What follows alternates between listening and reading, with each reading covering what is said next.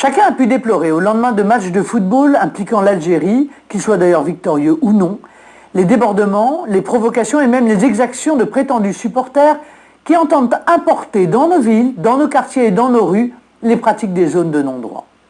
Rodéo en voiture ou en scooter, blocage volontaire de route, agression contre des passants ou des forces de l'ordre, vandalisme et pillage de commerce, actes anti-français comme le remplacement du drapeau français sur des monuments publics. Nique ta mère! Oh.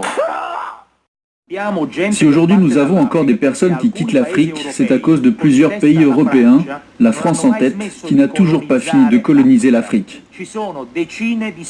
Il existe des dizaines de pays africains pour lesquels la France imprime leur propre monnaie, la France des colonies, et c'est avec cela que la dette française est financée. Si la France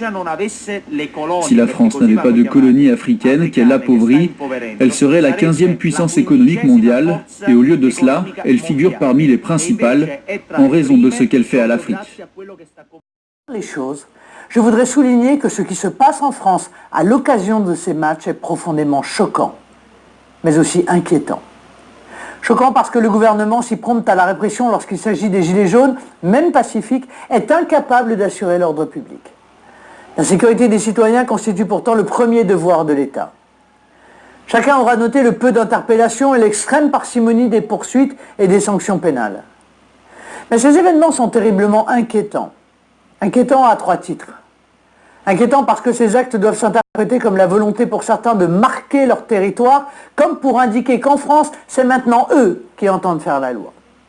Inquiétant parce que ce pouvoir qui n'a aucune volonté de faire face à les situations, la laisse échapper à toute raison, renforçant à chaque fois les fauteurs de troubles dans leur intention incivile, délinquante ou même quasi criminelle. Inquiétant parce que l'anarchie que nous constatons dans certains quartiers, c'est l'échec de l'intégration. Cette intégration qu'on nous a tant vantée, mais qui se retourne aujourd'hui contre la France, chez elle. Cette situation appelle un arrêt immédiat de toute nouvelle immigration et un changement strict de politique. Les fauteurs de troubles étrangers doivent être expulsés. Les binationaux qui se livrent à des actes anti-français doivent être déchus de leur nationalité et renvoyés.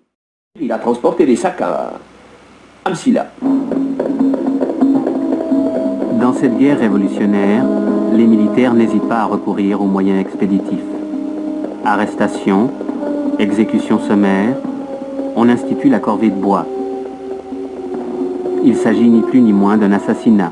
Pour se débarrasser d'un prisonnier, on l'envoie dans la forêt à la recherche de bois. Cet homme ne revient jamais. Ce qui n'empêchera pas le général Massu de dire « Ces méthodes sont admises en nos âmes et consciences comme nécessaires et moralement valables. »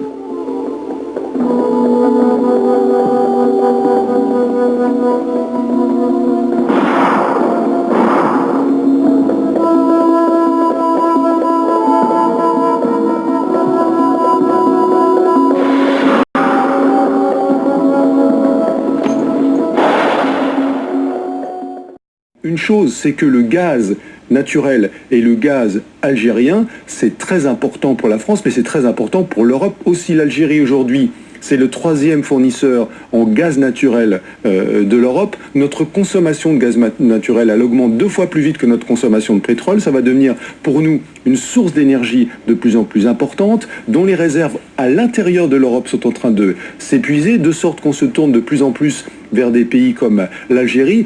Autant vous dire que ce qui est en train de se jouer dans cette région, c'est pas seulement la démocratie malienne et l'intégrité. Regardez. Cher Président, cher Ibrahim, j'ai été très sensible aux mots que tu as bien voulu prononcer. Alors déjà, depuis quand est-ce qu'on appelle un président par son prénom? Et depuis quand est-ce qu'on tutoie un président? Mais c'est quoi ce manque de respect? Tu crois que c'est ton fils? Mais bon, pas grave, regardez la suite. Quand la France est en Afrique, elle ne cherche pas à exercer une influence. La France ne cherche pas à influencer l'Afrique, mais la monnaie de ces pays, la colonne vertébrale d'un pays, dépend entièrement de la France. Non mais là j'en ai marre, il se fout vraiment de notre gueule ce mec. Elle ne cherche pas à peser sur les choix politiques d'un pays. Quoi? Combien de chefs d'État africains ont été destitués par la France? Et encore moins à capter ses ressources. Non, c'est bon, je me tire, c'est bon. J'ai l'impression que plus c'est gros, plus ça passe. La France, elle est là aujourd'hui uniquement grâce aux ressources de l'Afrique. La France, elle a comme ressource naturelle que le vent et la pluie. Et si la France ne s'intéresse pas à tout ça, qu'est-ce que vous faites à chaque fois en Afrique? Vous savez, à chaque fois qu'un président français va en France, c'est uniquement pour vérifier les stocks et voir si les employés travaillent bien. Aucun pays ne peut prendre son indépendance s'il ne gère pas lui-même sa monnaie. C'est pas possible. Je ne peux pas nourrir ma famille et m'occuper de mes enfants si tu voles à chaque fois dans mon frigo et que tu gères mon argent.